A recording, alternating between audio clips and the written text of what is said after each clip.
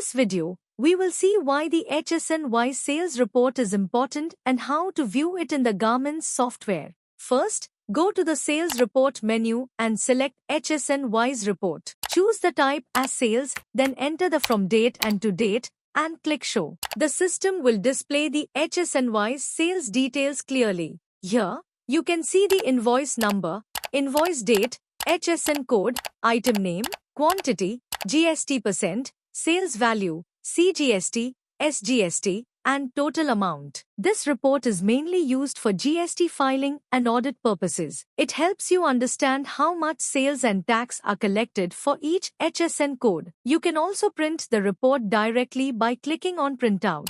Next, we will see how to view the Annexurai report in the Garmin's software. First, go to the Sales Report menu and select Purchase Register Tax. Now, enter the required from date and to date, then press Enter. The system will generate the Annexurai report. Here, you can see details such as supplier name, seller TIN, reference number, bill date, purchase value, tax rate, VAT CST amount, and category. If required, you can update the details, and you can also print the report by clicking on Printout. Next, we will see how to view the bill-wise sales report in the Garmin's software. First, go to the Sales Report menu and select Bill-wise Sales. Now, enter the required from date and to date, then press Enter. If you have multiple floors or branches, select the required floor and click OK. The system will display the bill-wise sales report clearly. Here, you can see each bill separately with bill number, bill date, item details, quantity, rate, amount, and net total. Next, we will see how to view the Salesman report in the Garmin's software.